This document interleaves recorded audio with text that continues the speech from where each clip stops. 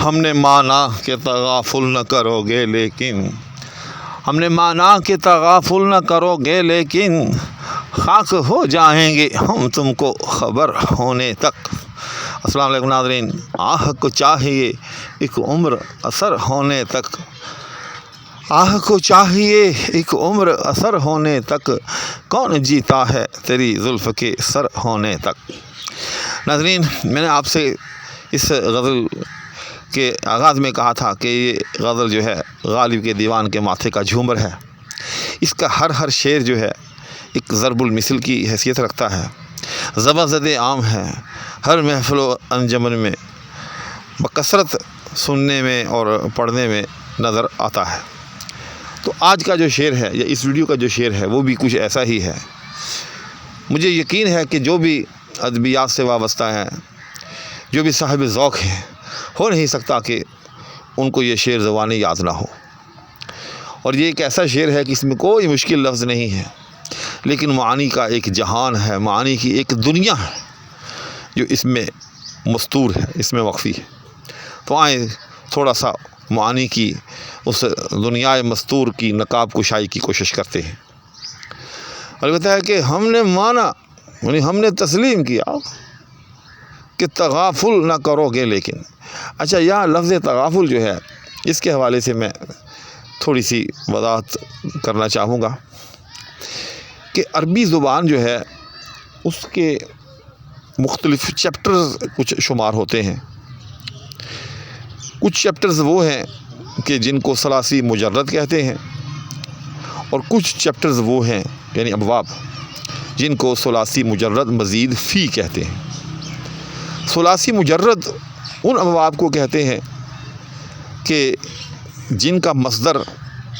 جو ہے وہ 6 حرفی ہو، اور چونکہ لفظ ثلاث کا مطلب ہی یاد رکھیے گا 3 ہوتا ہے، اور مجرد کا مطلب ہوتا ہے الگ تھلگ، یعنی بس 3 ہی ہوں، جس طرح سے ضرب اب ضاد رے بے، ٹھیک، یا قتل قاف تے لام، سینکڑوں الفاظ ہیں، ہزاروں الفاظ ہیں۔ اور اس کے برعکس کچھ وہ ابواب ہیں کہ جن میں مستعمل مصادر جو ہیں وہ 6 حرفی نہیں بلکہ مزید فی، یعنی ان کے بنیادی حرف تو یہی رہتے ہیں جس طرح سے کہ مجرد میں ہے 3، لیکن اس کے ساتھ کچھ اور لفظ جو ہے وہ شامل ہو جاتے ہیں۔ جب وہ شامل ہو جاتے ہیں تو معنی میں کچھ تبدیلی بھی واقع ہو جاتی ہے، اور اسی مقصد کے لیے وہ لفظ جو ہے وہ شامل کیے جاتے ہیں، اور پھر ان کو ثلاثی مجرد مزید فی کہا جاتا ہے، یعنی ایسے ثلاثی مجرد کہ جن میں کچھ مزید الفاظ بھی شامل ہو گئے ہوں۔ تو یہ جو لفظ تغافل ہے، یاد رکھیے گا کہ یہ ثلاثی مجرد مزید فی کے ابواب میں سے ہے، اور ان ابواب کے اپنے مخصوص ایکسنٹ ہیں، مخصوص تلفظ ہیں۔ اگر آپ ان کو اس مخصوص تلفظ سے ہٹ کر پڑھیں گے تو غلط پڑھیں گے۔ تو یہ لفظ تغافل جو ہے یہ باب تفاعل سے ہے۔ تفاعل، تے پر بھی زبر ہے، فے پر بھی زبر ہے، عین کے اوپر جو ہے جو کہ چوتھا حرف ہے، تے فے الف عین، تفاعل، تو عین کے اوپر زبر نہیں بلکہ پیش ہے، تفاعل ہے۔ تو اس قسم کے جتنے بھی لفظ ہیں جو کہ اردو میں مستعمل ہیں، اس باب کے سینکڑوں الفاظ ہیں جو کہ اردو میں مستعمل ہیں، تو ان سب کے چوتھے حرف پر آپ نے جو ہے وہ پیش ہی پڑھنی ہے۔ جس طرح سے اب یہ لفظ ہے تغافل، تغافل نہیں پڑھنا، اکثر و بیشتر تغافل تغافل تغافل، فے کے اوپر زبر پڑھتے ہیں۔ اسی طرح سے تناظر، اکثر و بیشتر تناظر تناظر، زوئیں کے اوپر زبر پڑھی جاتی ہے، غلط، تناظر، ٹھیک، تقابل، تفاعل، تشارب، ٹھیک۔ تو اسی طرح سے ہم نے مانا کہ تغافل، کہ تغافل، تغافل کا مطلب کیا ہے؟ غفلت کرنا۔ اچھا، ایک اور بات بھی علمی بات ہے یہاں کہ یہ جو مصادر ہیں یا یہ جو ابواب مضیفی ہیں، ان کے عربی میں ایک مخصوص معنی ہوتے ہیں، لیکن ضروری نہیں ہے کہ اردو میں بھی وہ معنی جو ہے وہ ملحوظ خاطر رکھے جائیں۔ مثلا جیسے یہ باب جو ہے تفاعل، عام طور پر اس میں جو مصدر ہے اس کا مطلب یہ ہوتا ہے کہ اس میں جو لفظ کا معنی جو ہے وہ جانبین سے پایا جا رہا ہے، یعنی تغافل کا مطلب کیا ہوا کہ دو شخص ہیں، وہ اس سے غفلت کر رہا ہے، وہ اس کو نظر انداز کر رہا ہے اور وہ اس کو نظر انداز کر رہا ہے۔ جس طرح سے تقاتل، باہم لڑائی، وہ اس کو قتل کرنے کے لیے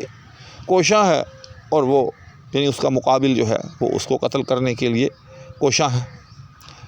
یا تقابل، یعنی وہ اس کے سامنے ہے، اے بی کے سامنے ہے اور بی جو ہے وہ اے کے سامنے ہے، ٹھیک۔ تو اس طرح سے ہوتا ہے عربی میں اس باب میں،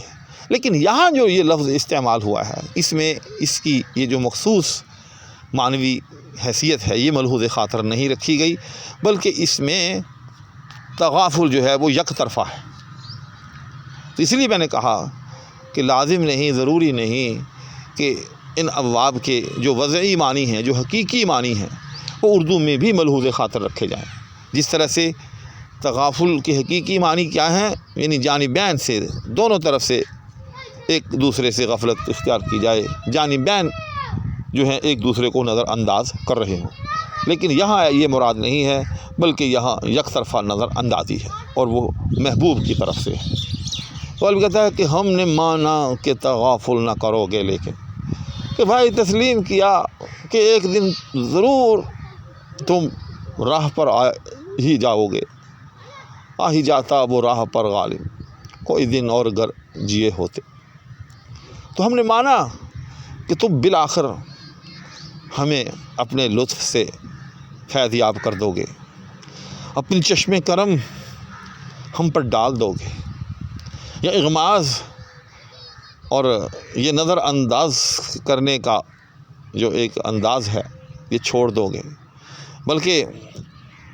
ہمیں اپنے التفات سے مالا مال کر دو گے۔ لیکن لیکن لیکن لیکن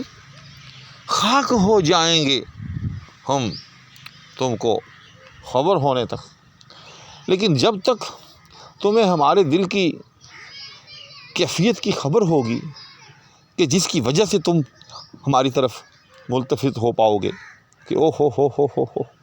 غالب کے دل کی تو یہ کیفیت ہے، غالب تو مجھ پر جو ہے اس طرح سے مرتا ہے، غالب تو اس اخلاص کے ساتھ مجھ پر جان چھڑکتا ہے۔ تو جب تک تمہیں ہمارے دل کی اس کیفیت خاص کی خبر ہوگی، اس وقت تک تو ہم کب کے مر مٹ کر زمین میں شامل ہو کر مٹی کے ساتھ مٹی ہو کر خاک ہو چکے ہوں گے، خاک ہو جائیں گے ہم تم کو خبر ہونے تک، ہمارا وجود بھی جو ہے اس وقت تک باقی نہیں ہوگا، ہم تو مٹی میں مل کر مٹی ہو چکے ہوں گے۔ تو ناظرین، سچی بات یہ ہے کہ یہ شعر اتنا پیارا، اتنا دلکش، اتنا دل نشین، اتنا عام فہم تھا یا ہے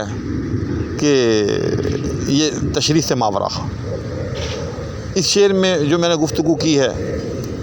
اس کا جو عربی چیپٹرز کے حوالے سے جو حصہ ہے، یقیناً وہ ان افراد کے لیے فائدہ مند ثابت ہو سکتا ہے جو عربی ذوق رکھتے ہوں یا الفاظ کی تہ تک پہنچنا چاہتے ہوں، ورنہ اس شعر کی تشریح جو ہے اس میں کوئی ایسی خاص بات نہیں تھی کہ جس کے لیے میں آپ کی سمع خراشی کرتا، لیکن چونکہ میں ہر غزل کا ہر شعر آپ کی خدمت میں پیش کرنے کی کوشش کرتا ہوں، تو اس لیے اس شعر کو بھی آپ کی خدمت میں ایک ویڈیو کی صورت میں پیش کیا، جس پر میں ان احباب سے معذرت خواہ ہوں کہ جنہیں اس ویڈیو سے کچھ بھی نہیں ملا۔ تو انشاءاللہ یہ سلسلہ کوشش کروں گا اسی طرح سے برقرار رہے، اس غزل کے باقی ماندہ اشعار بھی ایک ایک کر کے آپ کی خدمت میں اسی طرح سے پیش کیے جائیں گے۔ اگلے شعر اگلی ویڈیو تک کے لیے سر دست اجازت، ڈھیروں دعائیں آپ کے لیے بھی